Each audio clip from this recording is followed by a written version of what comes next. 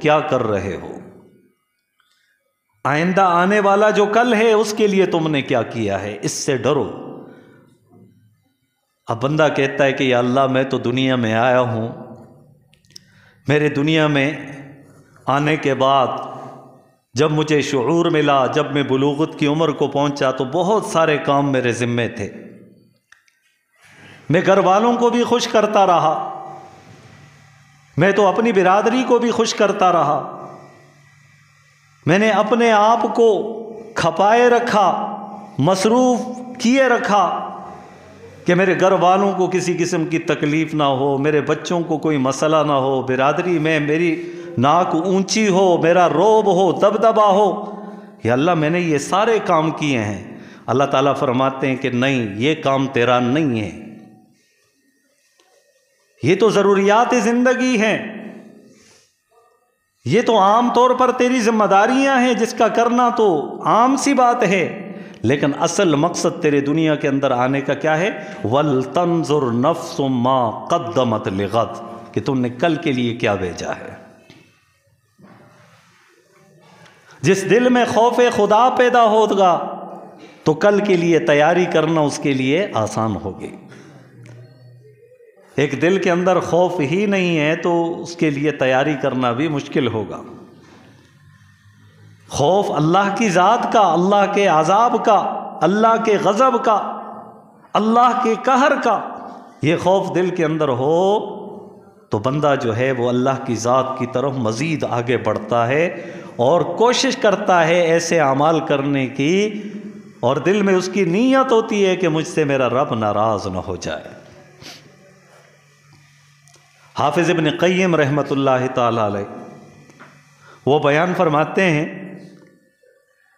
کہ اللہ تعالیٰ کی ذات تک کا جو سفر ہے اس کے لیے 3 چیزیں ضروری ہیں۔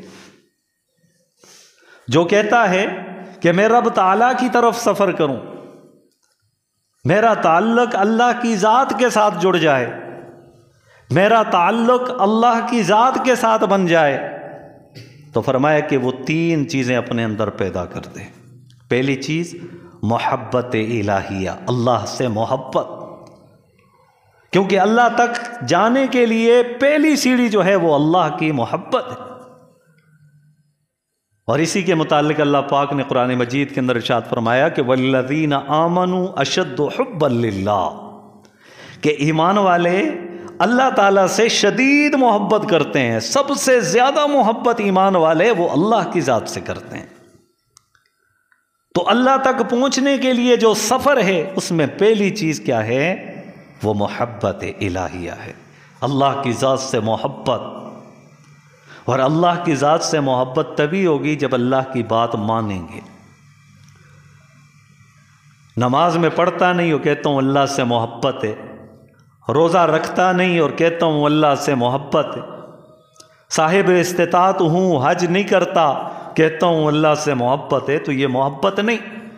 محبت یہ ہے کہ اللہ کی ذات جو کچھ حکم دے اس کو مان لیا جائے اور اس پر عمل پیرا ہوا جائے، تو اس کو کہتے ہیں کہ محبت الہیہ۔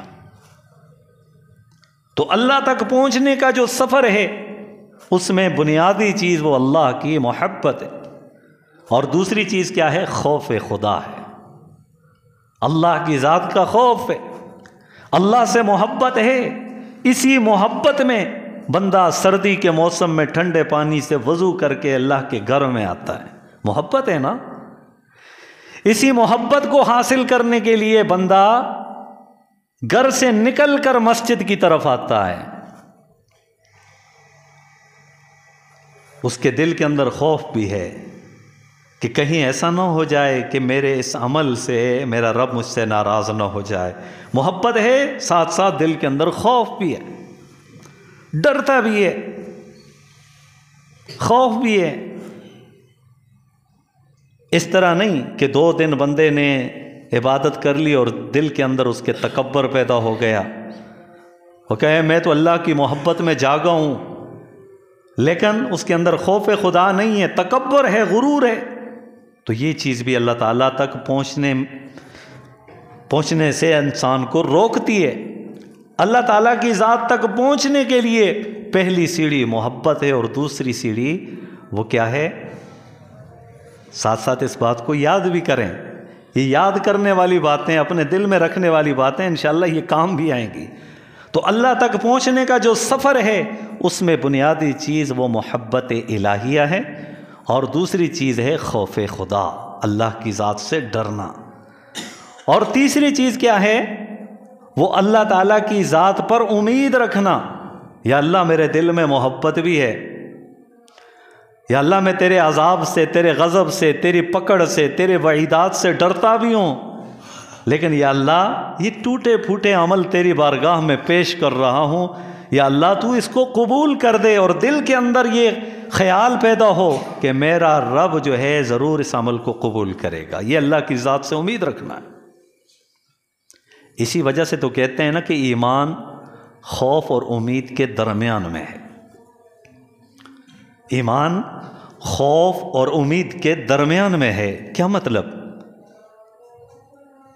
کہ بندہ مومن جو کچھ بھی کرتا ہے وہ ڈرتا ہے کہیں ایسا نہ ہو جائے کہ میرا رب مجھ سے ناراض ہو جائے، میرا رب مجھ سے روٹھ جائے، میرے رب کا عذاب مجھ پر متوجہ ہو جائے۔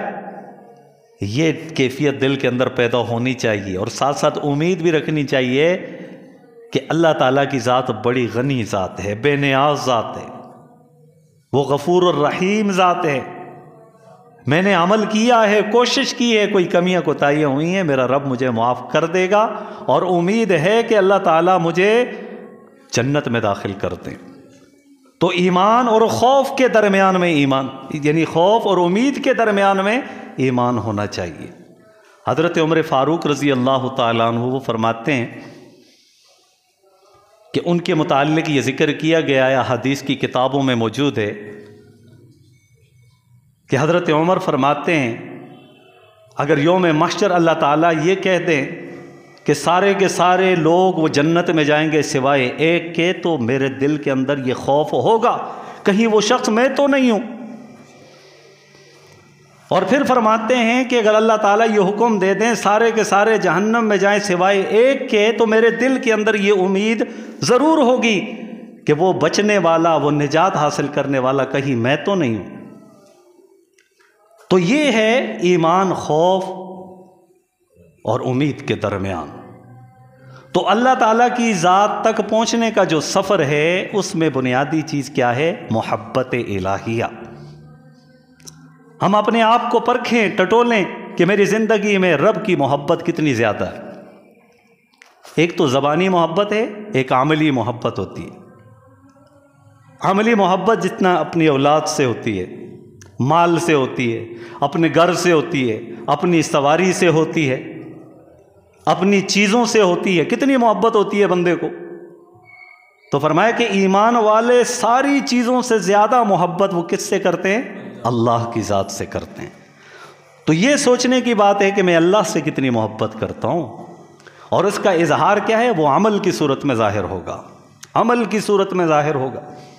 میرا عمل بتائے گا کہ میرے دل میں اللہ کی محبت ہے، میرا عمل بتائے گا، میری عاجزی بتائے گی، میری تواضع بتائے گی، میری انکساری بتائے گی کہ میرے دل میں اللہ کی محبت کتنی ہے۔ اور پھر خوف خدا والی کیفیت کے ساتھ پھر امید اور رجا، جس کو عربی زبان کے اندر کہا جاتا ہے، یہ والی کیفیت پیدا ہوگی تو پھر ہم اللہ کی ذات تک پہنچ سکتے ہیں، پھر اللہ ہمیں حاصل ہوگا، پھر اللہ کی ذات کا بسیرا اس دل کے اندر ہوتا ہے، بندہ مومن کے دل میں ہوتا ہے۔ اور جس دل کے اندر اللہ تعالیٰ بسیرا کر لیں، اللہ کی قدرت، اللہ کی طاقت، اللہ کی عظمت اس دل کے اندر آ جائے، تو اس دل کے اندر پھر شیطان نہیں آ سکتا، اس دل کے اندر پھر غیر اللہ نہیں آ سکتا۔ اسی وجہ سے تو اہل اللہ، اہل صوفیہ دل کے اوپر محنت کرتے ہیں۔ نبی کریم صلی اللہ علیہ وسلم نے ارشاد فرمایا، الا، خبردار، متوجہ ہو جاؤ۔ الا یہ کلمہ تنبیہ ہے عربی زبان کے اندر، جس طرح کہ ہم اپنی اردو زبان کے اندر کہتے ہیں ہوشیار، خبردار، یہ جملے ہوتے ہیں نا، اٹینشن جس کو کہا جاتا ہے۔ یہ کلمہ تنبیہ ہوتے ہیں۔ تو اسی طرح عربی زبان کے اندر یہ لفظ الا، خبردار، سب کو متوجہ کیا، پھر فرمایا ان فی الجسد مضغۃ، کہ بے شک جسم کے اندر گوشت کا ایک ٹکڑا ہے۔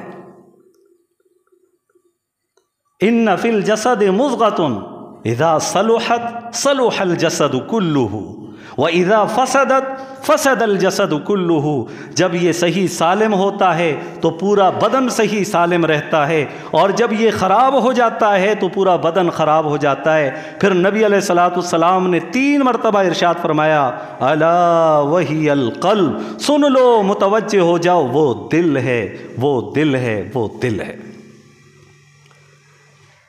یہ دل بہتر ہو جائے۔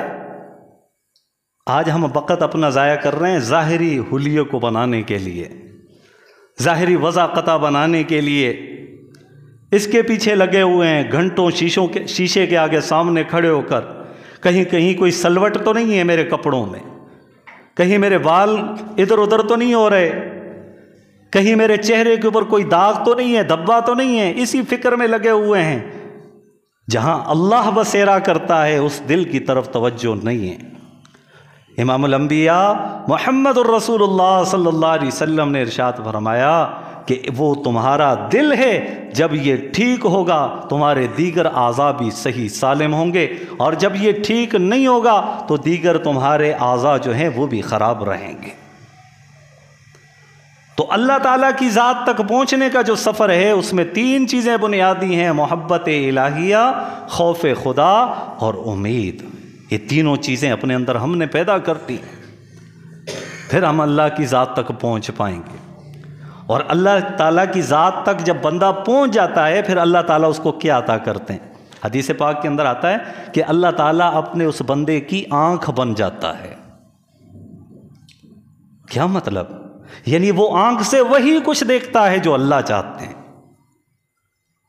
وہ آنکھ سے وہی کچھ دیکھتا ہے جو اللہ چاہتے ہیں۔ اللہ کیا چاہتے ہیں؟ میرا قرآن پڑھے، میری نعمتوں کے اندر، میری قدرتوں کے اندر غور و فکر کرے،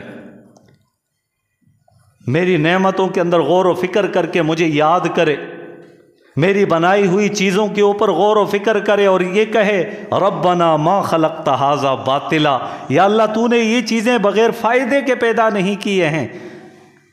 تو جب یہ چیز حاصل ہو جائے گی تو پھر اس کی آنکھ جو ہے وہ اللہ بنے گی۔ مطلب کیا ہے کہ جو اللہ چاہیں گے اس کی آنکھ وہی کچھ دیکھے گی، پھر اس کی زبان وہی کچھ بولے گی جو اللہ چاہے گا۔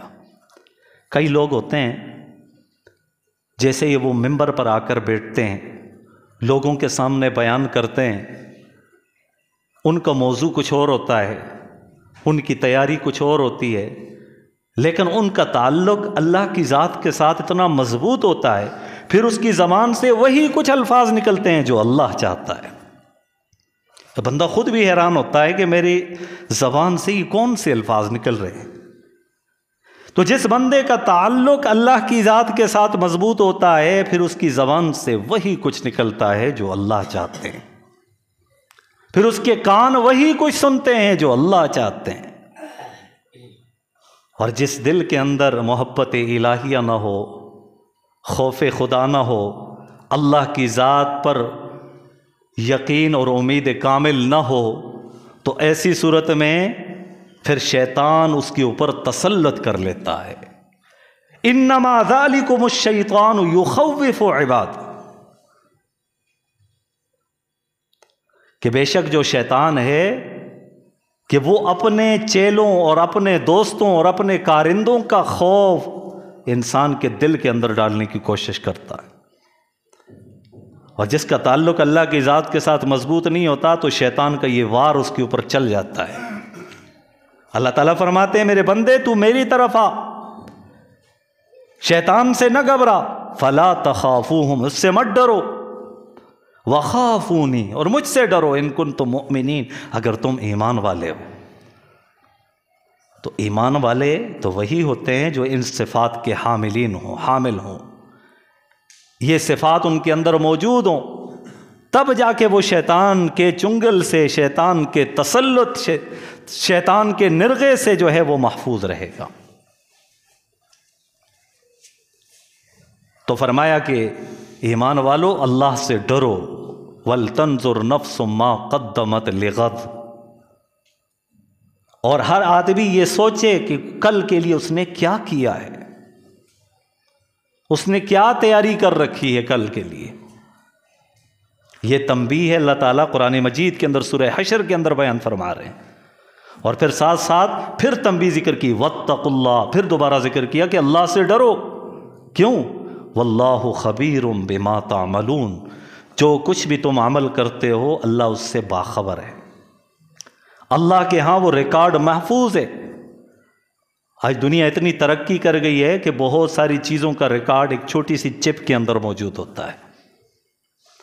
پہلے کمپیوٹر ایجاد ہوا، ہارڈ ڈسک کے اندر ان چیزوں کو محفوظ رکھا جاتا تھا، پھر رفتہ رفتہ سائنس ترقی کرتی چلی گئی، اب چھوٹی سی چپ ہوتی ہے اور اس کے اندر انسان کے کئی سالوں کا ریکارڈ اس کے اندر محفوظ ہوتا ہے۔ نادرا آفس جائیں، وہاں سارے خاندان کا ڈیٹا اس کے اندر محفوظ ہوتا ہے کہ یہ فلانے خاندان سے تعلق رکھتا ہے، اس کا والد یہ، اس کی والدہ یہ، اس کا دادا یہ، اس کی دادی یہ، اس کی اتنی اولاد ہے، یہ فلاں کا رہائشی ہے، فلاں جگہ میں پیدا ہوا ہے، سارا ڈیٹا اور ریکارڈ اس کا محفوظ ہے۔ تو یہ ریکارڈ والی جتنے بھی اشیاء ہیں، اس کے بنانے والا کون ہے؟ عام انسان ہے نا۔ اور جو اللہ تعالیٰ نے جو چیزیں وضع کی ہیں وہاں تک ہماری سوچ بھی نہیں جا سکتی، ہاں ہماری سوچ بھی نہیں جا سکتی۔ سائنسدانوں نے بڑی ترقیاں کی ہیں، مختلف قسم کے نئی چیزیں، آلات پیدا کرتے ہیں، کہتے ہیں فلاں موبائل اتنا مہنگا ہے، اس کے اتنے میگا پکسل ہے۔ ایک آنکھ اللہ تعالیٰ نے جو بنائی ہے، آج تک ایسا کیمرہ کوئی نہیں ایجاد کر سکا اور نہ کوئی کر سکے گا۔ تو بہرحال اللہ کے ہاں ہمارا ہر ریکارڈ محفوظ ہوتا ہے، اور اللہ تعالیٰ نے اس ریکارڈ کو محفوظ کرنے کے لیے فرشتوں کی ڈیوٹیاں لگا لی، اور وہ فرشتے بھی اللہ سے ڈرتے ہیں۔ ہاں وہ فرشتے بھی اللہ تعالیٰ کی ذات سے ڈرتے ہیں۔ جبریل امین کتنے بڑے فرشتے ہیں، اگر وہ ایک پر پھیلا دے تو مشرق سے مغرب تک سارے حصے کو، سارے علاقے کو ڈھانپ دے، لیکن اس جبرائیل امین کے دل کے اندر بھی ڈر کس ذات کا ہے؟ اللہ کی ذات کا۔ اسرافیل علیہ السلام، میکائیل علیہ السلام، سارے دنیا کا سمندر کا پانی ان کے اوپر ڈال دیا جائے تو ایک قطرہ بھی نیچے نہ گرے، اتنی بڑی جسامت والے، تو ان کے دل کے اندر بھی اللہ کی ذات کا خوف ہے۔ فرشتے بھی اللہ سے ڈرتے ہیں۔ الذین یبلغون رسالات اللہ ویخشونہ، وہ ہستیاں جو اللہ کی تبلیغ لوگوں تک پہنچاتے ہیں، یعنی انبیاء، وہ بھی اللہ کی ذات سے ڈرتے رہتے ہیں۔ تو اللہ کی ذات سے ڈرنے والے انبیاء بھی ہیں، اولیاء بھی ہیں، ملائک بھی ہیں، اور پھر چوتھی جگہ اللہ پاک نے ارشاد فرمایا انما یخشی اللہ من عبادہ العلماء، جو اہل علم ہیں وہ بھی اللہ سے ڈرنے والے ہیں۔ اہل علم سے مراد وہ نہیں ہے جس نے 8 سالہ کورس کر کے سند حاصل کر لی، وہ اہل علم ہے۔ جس نے اللہ کو پہچان لیا وہ کوئی بھی ہے۔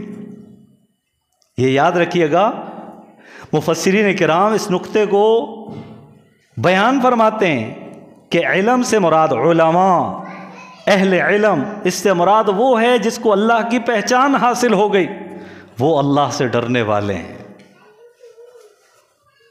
تو فرشتے بھی اللہ سے ڈرتے ہیں، انبیاء بھی اللہ سے ڈرتے ہیں، ملائک بھی اللہ سے ڈرتے ہیں، علماء بھی اللہ سے ڈرتے ہیں۔ تو پھر ہر بندے کو نا اللہ کی ذات سے ڈرتے رہنا چاہیے۔ تو فرمایا کہ جو کچھ تم عمل کرتے ہو اللہ کے ہاں وہ محفوظ ہے، اللہ اس سے باخبر ہے۔ تو اس ریکارڈ کو محفوظ کرنے کے لیے اللہ تعالیٰ نے ہر انسان کے دائیں اور بائیں کندھے کے اوپر کرامن کاتبین کو رکھا ہے۔ کرامن کاتبین، دائیں طرف والا جو فرشتہ ہے وہ نیکیاں لکھتا ہے، نیکیاں لکھتا ہے، اچھی عادات لکھتا ہے، اچھے کام لکھتا ہے۔ اور جو بائیں کندھے پر مامور ہے وہ فرشتہ انسان کی بدیاں لکھتا ہے، برائیاں لکھتا ہے، اس کے گناہ لکھتا ہے۔ روایت کے اندر آتا ہے کہ یہ جو دائیں طرف والا فرشتہ ہے نا، یہ بائیں والے فرشتے کے اوپر یہ سینئر ہے، وہ جونیئر ہے. یہ اس سے پوچھ کے جب وہ گناہ لکھتا ہے نا تو یہ اس کو روک دیتا ہے کہ ابھی نہ لکھ. کہتے کیوں بھئی لکھنے کی کیا ضرورت ہے، کیا پتہ ہے کہ وہ توبہ کر لے، پھر تمہیں مٹانا پڑے گا، تو ابھی نہ لکھ. وہ نہیں لکھتا یہاں تک کہ تھوڑی دیر گزر جاتی ہے. پھر جب بندہ توبہ تائب نہیں ہوتا، اللہ کی ذات کی طرف متوجہ نہیں ہوتا، پھر وہ گناہ لکھ دیا جاتا ہے. جبکہ دائیں طرف والا جو فرشتہ ہے وہ خود مختار ہے، ٹھیک ہے، اپنے اعتبار سے جو ان دو فرشتوں کی نسبت سے یہ سینئر ہے. یہ جب بھی کوئی آدمی نیکی کا کام کرتا ہے تو ایک کے بدلے 10 لکھ دیتا ہے. پھر فی سبیل اللہ کی مد ہو تو 700 گنا بھی لکھ دیتا ہے اور اس سے زیادہ بھی لکھ لیتا ہے. اور کبھی کبھار ایسا ہوتا ہے کہ بندہ سوچتا ہے کہ میں یہ کام کر لوں، ابھی کیا نہیں ہے، یہ پھر بھی اس کو لکھ دیتا ہے. یہ کتنے کرم نوازی ہے کہ اللہ تعالیٰ نے ہمارے نیکی اور بدی کا ریکارڈ جمع کرنے والے جو فرشتے ہیں جن کو مامور کیا ہے. ابھی ہم نیکی کا ارادہ کر رہے ہیں، کی نہیں ہے نیکی، تو فوراً اس نیکی کا ثواب لکھ دیا جاتا ہے. جیسے ہی کرتے ہیں پھر اس کا اجر و ثواب مزید بڑھا چڑھا کے لکھا جاتا ہے. اسی وجہ سے تو ہمارے مبلغین حضرات فرماتے ہیں کہ اللہ کے راستے میں ارادہ کر لو. بھائی ارادے پر بھی کیا ہے، نیکی ہے. کہتے ہیں نا جی کہ ارادے پر بھی نیکی ہے، تو نیکی کے کام کے ارادہ کرنے پر بھی نیکی مل جاتی ہے، تو یہ ریکارڈ محفوظ ہوتا ہے. پھر یہ ساری چیزیں محفوظ ہوں گی. پھر کل قیامت والے دن انسان کے گلے کے اندر اس کو لٹکایا جائے گا. ہر ایک انسان کے گلے کے اندر اس کا نامہ اعمال لٹکا ہوا ہوگا. اور پھر اللہ پاک فرمائیں گے اقرا کتابک، اپنا نامہ اعمال پڑھ. اقرا کتابک، وہ پڑھے گا. کوئی ان پڑھ ہے، پڑھا لکھا ہوا نہیں ہے، وہ بھی پڑھے گا. اللہ پاک اس دن طاقت دے گا. ہر ایک آدمی اپنے عمل کو پڑھے گا. وہ بندہ جب پڑھتا رہے گا، جب پڑھتا چلا جائے گا، پڑھتے پڑھتے اللہ پاک فرمائیں گے رک جا. وہ رک جائے گا. اللہ پاک فرمائیں گے میرے بندے بتا تو صحیح، جو کچھ تیرے نامہ اعمال میں لکھا گیا کہیں ایسا تو نہیں ہے کہ تو نے کچھ کیا نہ ہو ویسے ہی لکھ دیا ہو. وہ کہے گا کہ یا اللہ ایسی کوئی بات نہیں ہے، جو کچھ بھی میں نے کیا ہے وہ اس کے اندر صحیح صحیح ٹھیک ٹھیک انداز کے اندر لکھا ہوا. پھر انسان کہے گا یوں اپنے انگلی کو اپنے دانتوں کے نیچے دبا کر افسوس کا اظہار کرتے ہوئے کہے گا ما لہذا الکتاب، یا اللہ یہ کیسی کتاب ہے، لا یغادر صغیرۃ ولا کبیرۃ الا احصاها، کہ چھوٹی سی چھوٹی بات بھی اس کے اندر لکھی ہوئی ہے، بڑی سی بڑی بات بھی اس کے اندر محفوظ ہے. یا اللہ یہ کیسی کتاب ہے. پھر انسان خود ہی پڑھتا چلا جائے گا. پھر ایسا مرحلہ بھی آئے گا، پھر دوسری کیفیت الیوم نختم علی افواہہم، اللہ پاک منہ کے اوپر مہر لگا دیں گے. پھر ہاتھوں کو حکم دیں گے ہاتھ بول. پھر ہاتھ بولے گا یا اللہ اس نے میرے ساتھ یہ کام کیا، اس نے چوری کی میرے ذریعے سے، اس نے یا اللہ اس ہاتھ مجھے اٹھایا تھا فلاں کے اوپر ظلم کرتے ہوئے، فلاں چیز کو غصب کرتے ہوئے، یا فلاں گناہ کرتے ہوئے مجھے استعمال کیا تھا. پھر جسم کا ایک ایک حصہ اس کے خلاف گواہی دے گا. تو اللہ کے ہاں جو عمل محفوظ ہوتے ہیں، جو ریکارڈ ہوتے ہیں، کل قیامت والے دن ایسے ظاہر ہوں گے. پھر یہ بندہ اپنے اعضاء سے کہے گا کہ بھئی تم تو میرے ہو، تمہاری وجہ سے تو سب کچھ کر رہا تھا. اپنے چہرے سے کہے گا تجھے سنوارنے کے لیے میں سب کچھ کر رہا تھا. ہاتھوں سے کہے گا تجھے بنانے کے لیے تو سب کچھ کر رہا تھا. جسم سے کہے گا تو کہ تجھے میں پھلنے پھلانے کے لیے واسطے یہ سب کچھ کر رہا تھا، تو تم میرے خلاف کیوں گواہی دیتے ہو. وَقَالُوا لِجُلُودِهِمْ لِمَ شَهِدْتُمْ عَلَيْنَا، یہ بندہ اپنے جسم کی روئیں روئیں سے سوال کرے گا کہ میرے خلاف گواہی کیوں دیتے ہو. تو پھر وہ جواب میں کیا کہیں گے، قَالُوا أَنطَقَنَا اللَّهُ الَّذِي أَنطَقَ كُلَّ شَيْءٍ، کہ آج میرے رب نے ہمیں زبان دی ہے جس نے دیگر مخلوقات کو زبان عطا کی ہے. تو عزیزان کرام، اللہ کی ذات سے ڈرتے رہنا یہ ایمان ہے. اللہ کی محبت اپنے دل کے اندر بسانا یہ ایمان ہے، اللہ کی ذات کے اوپر قوی امید رکھنا، یقین کامل رکھنا یہ ایمان ہے، اور پھر اپنے عملوں کی طرف متوجہ ہو جانا یہ اپنے ایمان کی حفاظت ہے کہ میں احتساب کروں، اپنا محاسبہ کروں۔ سب سے زیادہ انسان اپنے آپ کو جانتا ہے، سب سے زیادہ ہر انسان اپنے آپ کو جانتا ہے۔ من عالم کے من دانم، میں وہ ہوں جو میں جانتا ہوں۔ باقی ہم دوسروں کے متعلق ظاہری طور پر جان سکتے ہیں، لیکن اس کے دل کے اندر کیا ہے وہ نہیں جان سکتے۔ اور وہ ہستی کون سی ہستی ہے جو دل کے رازوں سے بھی واقف ہے؟ وہ اللہ کی ذات ہے۔ واللہ خبیر بما تعملون، اور اللہ تعالیٰ باخبر ہیں جو کچھ بھی تم عمل کرتے ہو۔ تو عزیزان گرامی، اپنے ایمان کے بڑھانے کی، اپنے ایمان کی تقویت کی فکر کرنی ضروری ہے۔ یہ 3 صفات اپنانے والے ہم بن جائیں تو انشاءاللہ العزیز اللہ تعالیٰ ہم سے راضی ہو جائیں گے، اور جب اللہ تعالیٰ کی ذات راضی ہو جائے گی دنیا میں آنے کا مقصد پورا ہو جائے گا۔ دنیا میں آنے کا مقصد جب پورا ہو جائے گا تو پھر جو جنت اللہ تعالیٰ نے بنائی ہے وہ مقدر بن جائے گی۔ اللہ کریم ہم سب کو ان تمام باتوں پہ صحیح معنوں کے اندر عمل کرنے کی توفیق نصیب فرمائے۔